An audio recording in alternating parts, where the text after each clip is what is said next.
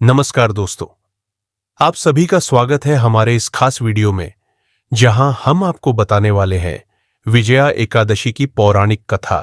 क्या आप जानते हैं कि स्वयं भगवान श्री राम ने इस व्रत को करके लंका पर विजय प्राप्त की थी? अगर आप भी जीवन में सफलता और हर कार्य में विजय प्राप्त करना चाहते हैं, तो इस वीडियो को अंत तक जरूर देखें। तो चलिए शुरू करते हैं विजया एकादशी की दिव्य कथा। एक समय धर्मराज युधिष्ठिर ने भगवान श्री कृष्ण से पूछा, हे जनार्दन, फाल्गुन मास के कृष्ण पक्ष की एकादशी का क्या नाम है और उसकी विधि क्या है? कृपा करके मुझे बताइए। श्री भगवान बोले, हे राजन, इस एकादशी का नाम विजया एकादशी है। यह अत्यंत पुण्यदायिनी और विजय दिलाने वाली है। स्वयं भगवान श्री राम ने भी इस व्रत को किया था, जिसके प्रभाव से उन्होंने विजय प्राप्त की। इस व्रत का पालन करने से संसार के समस्त पाप नष्ट हो जाते हैं और साधक को मोक्ष की प्राप्ति होती है। एक समय नारद जी ने ब्रह्मा जी से कहा, हे पितामह, कृपा करके मुझे फाल्गुन मास के कृष्ण पक्ष की एकादशी का विधान बताइए। ब्रह्मा जी बोले, हे नारद, विजया एकादशी का व्रत समस्त पापों का नाश करने वाला और विजय प्रदान करने वाला है। इस व्रत को करने से मनुष्य को जीवन में हर प्रकार की सफलता प्राप्त होती है। त्रेता युग में जब मर्यादा पुरुषोत्तम श्रीराम को 14 वर्षों का वनवास मिला, तब वे माता सीता और भाई लक्ष्मण के साथ पंचवटी में निवास करने लगे। वहां रावण ने छलपूर्वक सीता जी का हरण कर लिया। इस समाचार से श्रीराम और लक्ष्मण अत्यंत व्याकुल हो गए और सीता जी की खोज में निकल पड़े।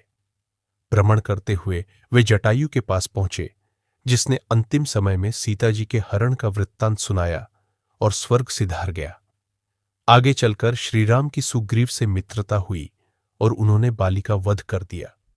फिर हनुमान जी ने लंका जाकर माता सीता का पता लगाया और श्रीराम को उनके कुशल मंगल की सूचना दी। इसके पश्चात श्रीराम वानर सेना सहित लंका के लिए प्रस्थान कर गए। जब वे समुद्र तट पर पहुंचे, तो समुद्र की विशालता देखकर श्रीराम ने लक्ष्मण से कहा, हम इस विशाल समुद्र को कैसे पार करेंगे?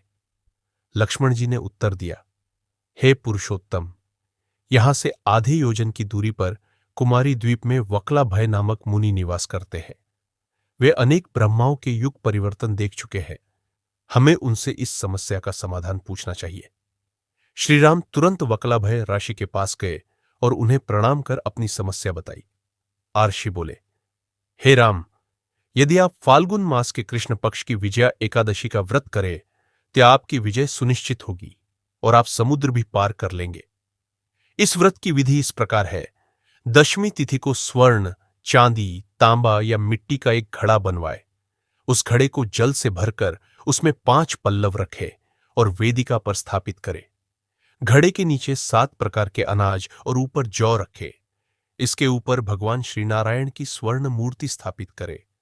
एकादशी के दिन प्रातः स्नान कर धूप, दीप, नैवेद्य और नारियल आदि से भगवान श्री हरि की विधिपूर्वक पूजा करे।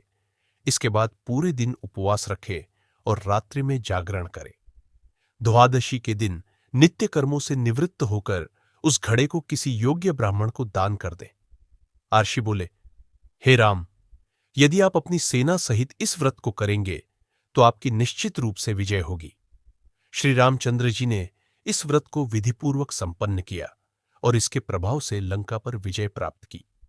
ब्रह्मा जी ने नारद जी से कहा, हे पुत्र, जो कोई इस व्रत की महिमा को पढ़ता या सुनता है, उसे अश्वमेध यज्ञ के समान पुण्य प्राप्त होता है। तो दोस्तों, यह थी विजया एकादशी व्रत कथा, जिसका पालन करने से हर प्रकार की सफलता प्राप्त होती है। अगर आपको यह वीडियो पसंद आया हो, तो लाइक, शेयर और कमेंट करना न भूलें। ऐसे ही धार्मिक और आध्यात्मिक कथाओं के लिए हमारे चैनल को सब्सक्राइब करें और बेल आइकन दबाएं, ताकि आपको हमारे नए वीडियो की जानकारी तुरंत मिले। जय श्री हरि विष्णु।